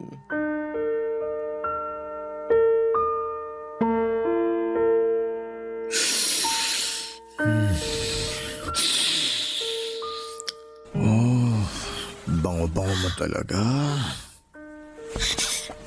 Tito? Tito, ano pong ginagawa niyo? Ba't nandito kayo sa kwarto ko? Tsaka, wag po! Anong wag po? Wala pa naman akong ginagawa sa'yo ah. Kung makasigaw ka dyan, akala mo inaano kita. Ano nga pong ginagawa niyo rito? Na-miss lang kita. Masama ba yun? Gusto ko lang makipagkwentuhan sa'yo. Makipag-bonding, ganun. Napapansin ko kasi na ang layo-layo na ng loob mo sa akin eh. Bakit mo ko iniiwasan eh? Nakatira tayo sa isang bubong. Hindi maganda yun. Pangit yung ganun. Umalis na po kayo, please po. Huwag niyo po akong gawa ng masama. Hindi kita gagawan ng masama. Kaya bakit takot na takot ka? Kung may gagawin man ako, sigurado masasarapan ka. Ha? Tulong! Dalagang-dalaga ka na talaga. Uy! Tumigil ka nga! Ingay-ingay mo! Ano ba? Tumigil ka sa pag-iyak mo kundi lalo kitang sasaktan! Hoy! Anong ginagawa mo sa alaga ko? Ayasak lalo! Walang diya ka! Umalis ka nga dyan! Nakasampa ka pa talaga kay Vian! Tarantado ka! Aray! Hoy! Tumigil ka nga, Training! Anong nangyayari rito? Bakit mo sinasaktan si Alfred Trining? Mama! Raulo yung babaeng yan, Janice! Sabihan mo yan, baka di ako makapagtimpi dyan! Ano ba kasing nangyayari rito? Trining, tinatanong kita. Ma'am, yan si Sir Alfred po. May masamang ginagawa sa anak niyo. Ano? Di totoo yan! Janice! Huwag ka maniwala sa katulong. Katulong lang yan. Ano alam yan? Ma, totoo po yung sinasabi ni Yaya. Pinasok ako sa kwarto ng lalaking yan tapos plano niya akong gasahin. Hoy, V, ano ni pinagsasabi mo? Bawiin mo yung sinabi mo. Sumigaw po si Vian. Humihingi siya ng saklolo, ma'am. Kaya napatakbo ko sa kwarto ng anak niyo. Tapos kitang-kita ko po na nakasampa sa kanya si Sir Alfred. Hoy, Lucaret! Sinungaling kang babae ka. Wala akong pinagagawang masama sa inyo. Janice, Huwag ka nagpapaniwala sa dalawang yan. Gumagawa lang sila ng kwento kasi gusto nila akong siraan sa'yo. Ma, hindi kami nag-iimbento ni Yaya. Si Tito Alfred po ang may gustong gawing masama. Tumigil na nga kayo! Paano magagawa ng tito mo yan ay mabuting tao siya? Oh, kita nyo na? Huwag kasi kayo gumagawa ng kwento. Kakapal na mukha nyo. Saka ako pa talaga palalabasin yung masamang tao? Ako pa? Eh ikaw nga training, inaakit mo ako eh. Ha? Anong pinagsasasabi nyo? Huwag ka na magmaang-maangan. Alam ko na may gusto ka sa akin. Lagi ka nagpapakyut kapag nakikita mo ako. Huwag ka na magkunwari, para kang tanga. Tsaka, di ba Janice? Napapansin mo rin yun? Ikaw pa nga nagsabi sa akin nun eh. Ay, ma'am! Hindi po totoo yan! Mama, nagsisinungaling po si Tito. Wala akong pakialam! Lumayas ka na ngayon sa bahay namin training bago pa kita kalad ka rin sa labas! Pero ma'am! Umalis kang sabi habang kaya ko pa magpigil! Pinagkatiwalaan kita? Pero para lang pala ako nag-aalaga ng ahas na tutuklaw lang sa akin? Ma, please makinig po kayo. Huwag niyo po paalisin si Aya. Wala po siyang ginagawang masama. Tumahimik ka na, Bia! Baka gusto mong palayasin din kita sa pamamahay ko! Mama naman! Ay, alam mo training, kung ako sa'yo, umalis ka na lang kasi. Masyado na masikip tong bahay para sa ating apat. Yaya, huwag ka umalis! Huwag mo po ako iwan dito!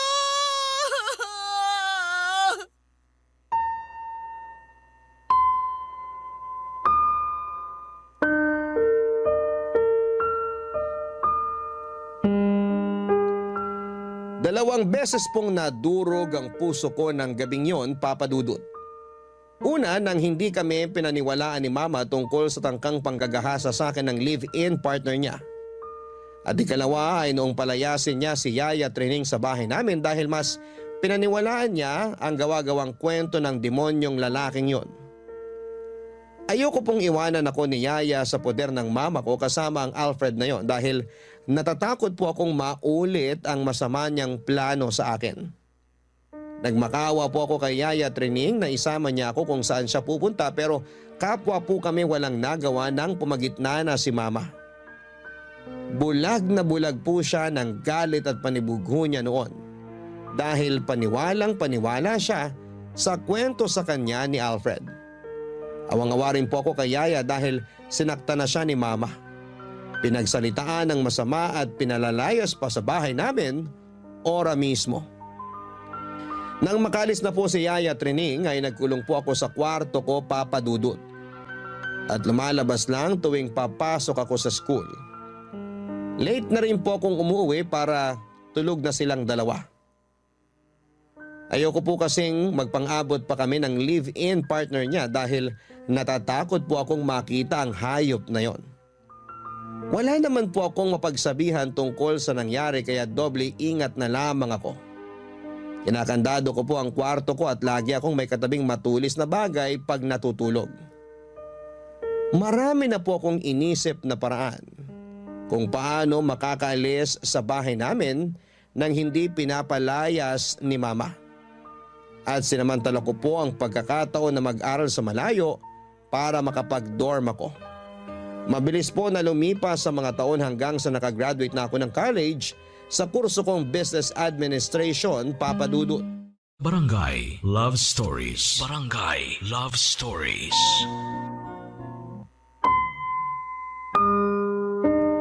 Pero bago po ako makapagtapos ay marami pa pong nangyari sa pamilya ko ng panahon na yon, Papa Dudut.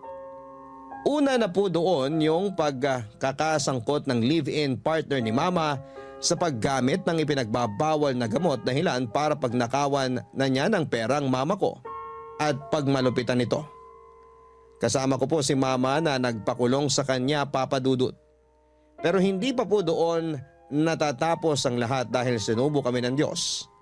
Nang biglang humina ang katawan ni Mama at nagpabalik-balik kami sa ospital.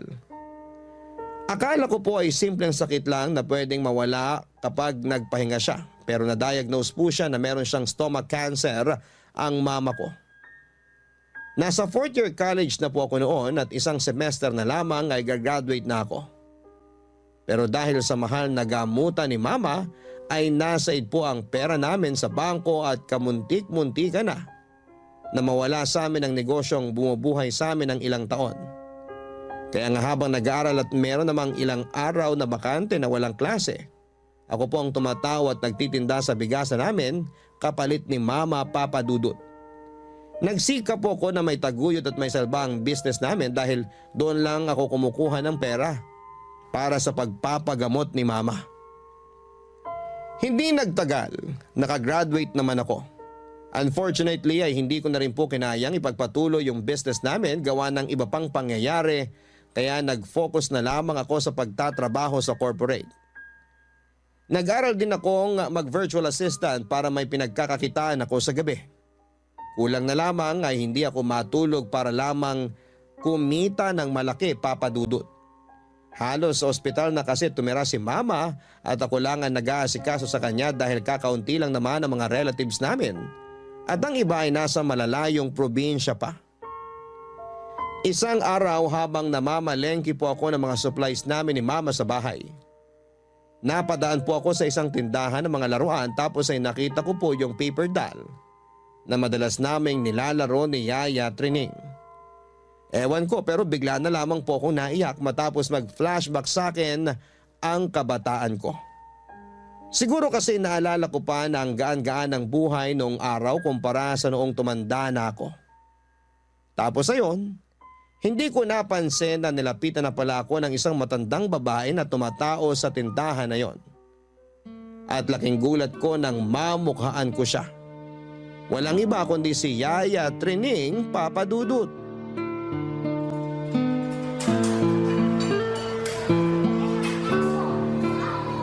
Vian, ang laki-laki mo na tapos lalo ka pang gumanda. Yaya talaga. Bulera pa rin po kayo. Hindi kita binobola, no? Kamusta ka na ba? Mabuti po. Graduate na po ako sa college ya. Tapos, ilang taon na rin ako nagtatrabaho. Ganun ba? Maalala ko pala. Yung dati niyong bigasan, bakit iba nang tumatao? Hindi na ba nagtitinda mama mo? Hindi na po. May sakit po si mama ngayon kaya hindi na po siya nakakapagtinda. May cancer po siya at ilang taon na rin siyang pabalik-balik sa ospital. Ano ka mo? Naku anak, kawawa naman ang mama mo. Nasa na yung kinakasama niya? Wala na po. Nakakulong na kasi adik tapos lagi pa pong pinipisikal si mama. Naku, napakahirap naman ang pinagdadaanan mo, nak. Tapos mag-isa ka lang nagtatrabaho. Kinakaya kasi magulang ko pa rin naman po si mama. Pero minsan, napapatanong po ako sa Diyos kung bakit nagkaganito yung lahat. Hindi naman po sa nagbibilang ako ng hirap. Siguro kapag napapagod na ako tapos wala po ako mapagsabihan. Naiisip ko po yung mga bagay na yon. Doon ko po kayo mas namimiss, Yaya. Ay, sorry anak, kasi iniwang kita noong araw. Wala naman po kayong kasalanan. Hindi niyo po ako iniwan kasi pinaalis kayo ni Mama. Yaya, sorry po ha. Kasi wala akong nagawa nun. Hindi ko po kayo naipagtanggol kay Mama. Hindi mo naman kailangan humingi ng tawad. Nakaraan na yon. Napatawad ko na rin naman ang mama mo kahit na nagalit ako sa kanya noong una. Tanging dalangin ko na lang sa may kapal na sana iligtas ka niya laban sa kinakasama niya, Vian. Mukhang dininig naman po ng Diyos ang panalangin niyo kasi hindi na po naulit yung masamang plano sa akin ni Tito Alfred. Tapos ngayon, nabubulok na siya sa bilangguan. Kayo po, kumusta na po kayo? Eto, tuloy-tuloy lang sa buhay. Nung pinaalis ako sa inyo, pumunta ako sa pinsan ko na nasa Paranaque. Doon na rin ako nakahanap ng trabaho. Yung tindahan kung saan ako tumatao, meron silang branch sa Paranaque. Pero nung nakaraang taon, nilipat nila ako rito sa Quezon City. Hindi po ba kayo umuwi sa Negros? Akala ko po kasi talaga umuwi kayo sa probinsya niyo. Umuwi ako, pero bumalik din ako rito. Kasama niyo po ba anak niyo? Kasi for sure malaki na rin siya. Kaidaran ko lang po siya, di ba? Oo, pero wala na ang anak ko, Vian. Patay na siya. Ho? Bakit po? Namatay siya sa panganganak sa panganay niya nung nakaraang taon. Nagkakomplikasyon ayon sa mga doktor. Patay din yung apo ko, pagkasilang. Sorry po, Yaya. Hindi ko po alam. Yun po ba yung dahilan kaya bumalik kayo rito? Oo. Nalulungkot kasi ko dahil doon mag-isa na lang ako. Wala na ang anak ko kaya sinabi ko sa sarili ko na magtatrabaho na lang ako rito. Sana po may pwede akong gawin para mapagaan yung pinagdadaanan nyo, ya. Pareho lang naman tayong may dinadala sa buhay. Pero masaya ako kasi nakita kita uli, nak.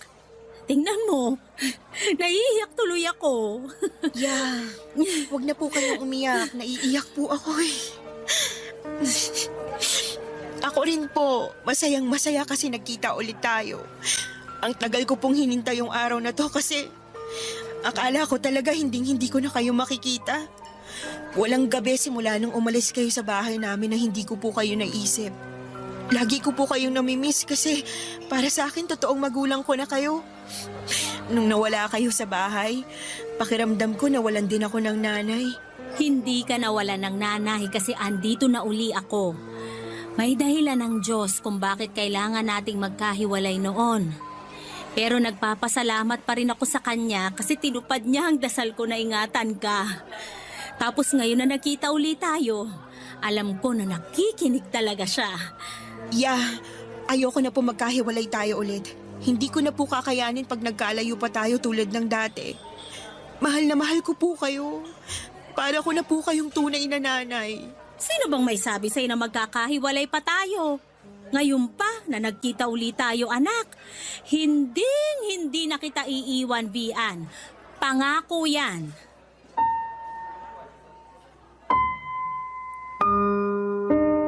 Wala pong pagsidla ng saya na nag-uumapaw sa puso ko nang makita ko si Yaya Trining sa palengke ng araw na yon.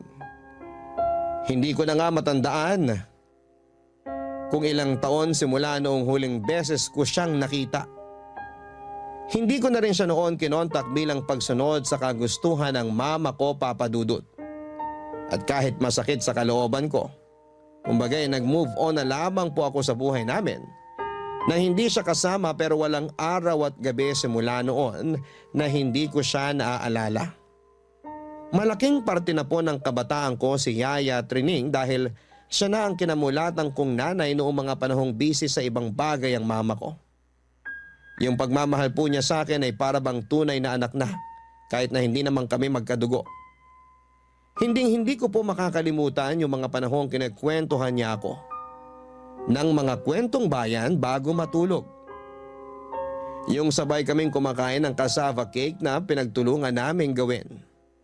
Yung paghahatid sundo niya sa akin sa school at pagpalakpat ng malakas noong graduation day ko kasi proud na proud daw siya sa akin. At higit sa lahat ay yung paglalaro namin ng paper doll. Mahal na mahal ko po si Yaya Trining. Pero kaakibat po ng saya ng muli naming pagkikita ay labis na lungkot naman matapos kong malaman na namatay na pala ang kaisa-isa niyang anak. Wala na siyang kasama sa buhay, Papa Dudut. Tapos nagkataon na nagsara ang tindahan na pinagtatrabahuhan at nagbawas ng empleyado kaya nawala ng pagkakakitaan si Yaya Trining. Doon ko na po naisip na kupkupin na lamang ang taong nagmahal at nag-alaga sa akin simula pagkabata at kunin na rin kasama ng mama ko. Malaki pong kaginhawahan simula nang bumalik si Yaya Trining sa buhay namin dahil mas nakakapagtrabaho po ako ng matiwasay at walang ibang inaalala, Papa Dudut. At kahit hanggang sa dumating yung araw na kinakatakutan ko, walang iba kundi noong namatay si Mama dahil sa mga komplikasyon ng sakit niya, ay hindi po ako iniwan ni Yaya Trining. Tinupad po niya ang pangako niya sa akin.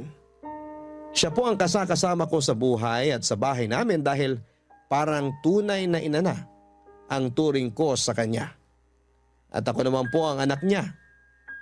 Sa katunayan, si Yaya Trining po ang naghatid sa akin sa altar noong kinasal ako sa long-time boyfriend ko, Papa Dudut.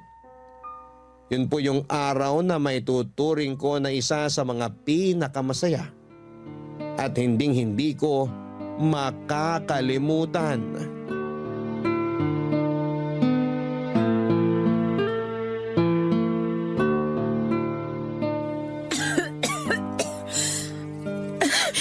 Ya, parang lumalala pong ubo niyo ah.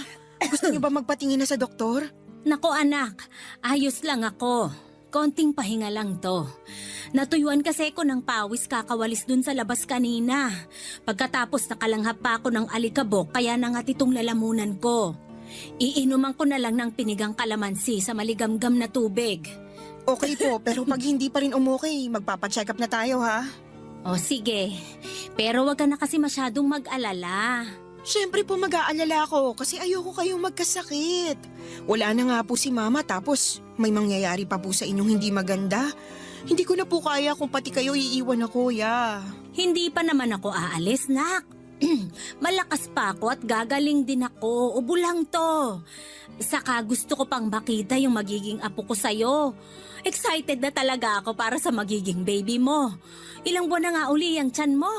4 months po, Yaya. Ako rin po excited nang makita niyo si baby. Sana po lagi kayong palakasin ng Diyos at ilayo sa anumang mabibigat na sakit. Para po humaba pang buhay niyo. Lahat tayo, nak, ang sana iligtas at ingatan ng may kapal. Yaya, salamat po ha. Salamat saan? Sa lahat-lahat.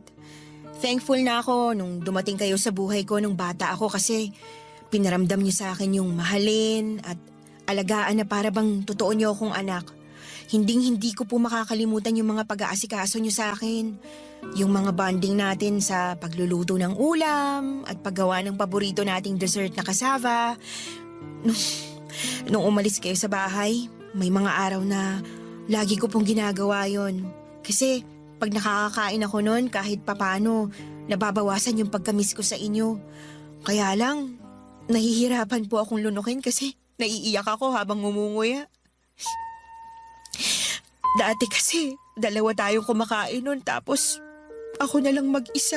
Oh, Vian, huwag ka namang umiyak, nak. Sorry, Yaya. Hindi ko lang po mapigilan. Siguro extra emotional lang din kasi buntis. Naiintindihan ko naman. Pero magkasama na tayo ngayon. Pwedeng-pwede uli nating gawin yung mga bagay na ginagawa natin nung maliit ka pa. Pwede tayong magluto ng mga paborito mong ulam o gumawa ng mga dessert na tinuro ko sa'yo. Lahat yon pwede na nating gawin ngayon, nak. Vian, hindi lang ikaw yung gustong magpasalamat kasi ako rin. Katulad mo, walang araw na hindi kita inisip simula nung umalis ako sa bahay nyo. Alam ko namang matapang kang bata, matyaga, matalino, maabilidad at mabait. Kaya nga yun na lang ang iniisip ko para kahit mahirap na mapalayo sa'yo, nakakahugot na rin ako ng lakas para maipagpatuloy ang buhay. Buti na lang nandyan kayo. Mas kinakaya ko pong harapin ang buhay kasi alam ko kasama ko kayo. Kahit na hindi ko po kayo totoong nanay, yung pagmamahal niyo sa akin parang tunay na anak. Malaking bagay yung pagbalik mo sa buhay ko. Lalo ngayon na nawalan ako ng anak, Vian.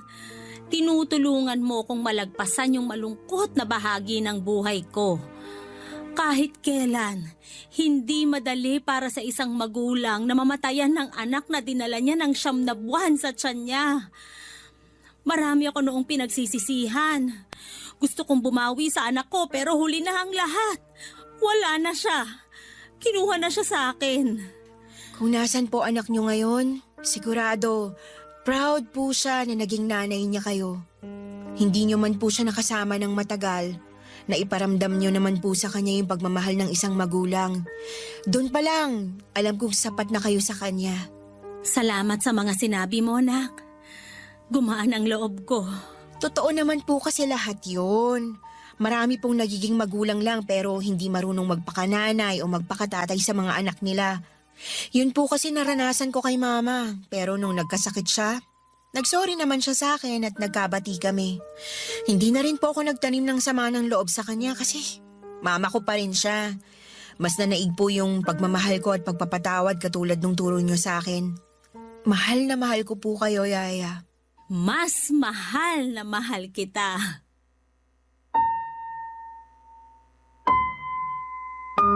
Totoo po na kapag pinalaki sa pag-ibig ang isang bata ay nadadala niya yon sa kanyang pagtanda. at naipapasa niya yon sa ibang tao lalo na sa magiging mga anak niya sa hinaharap. Hindi po perpekto yung pamilyang kinalakhan ko, Papa Dudut. Pero meron pa rin pinapadala ang Diyos na mabubuting tao upang maging gabay sa simula ng pagkabata. At yun ay walang iba kundi si Yaya Trining. Hindi ko po siya kaano-ano, hindi ko siya totoong nanay pero mahal na mahal niya ako na para bang tunay niyang anak. Kaya nga ang laki ng pasasalamat ko sa Diyos na pinagkaloob niya sa buhay ko si Yaya Trining. Papadudot sa kasalukuyan ay healthy po ang yaya ko na nagsisilbi ko na ring pangalawang ina. At kasakasama namin sila ng anak ko na naglalaro at nagbabanding. Masasabi ko po na masayang masaya ang anak ko at sobrang close po sila ni Yaya Trining. At para sa akin ay malaking bagay na nasa buhay naming mag-asawa si Yaya dahil siya po ang nagsisilbi naming gabay. Lalo na pag kailangan namin ng payo at pangaral mula sa nakakatanda. Maraming salamat po sakaling mapili po ninyong i-area ang storya ng buhay ko. Sana po'y maraming nakuhang aral at inspirasyon ang mga kabarangay natin sa kwentong ibinahagi ninyo. God bless po sa inyo at sa Barangay Love Stories. Ang inyong forever kapuso at kabarangay, Vian. Anong say mo sa Barangay Love Stories na ito? Pagkwentuhan natin sa comment section yan.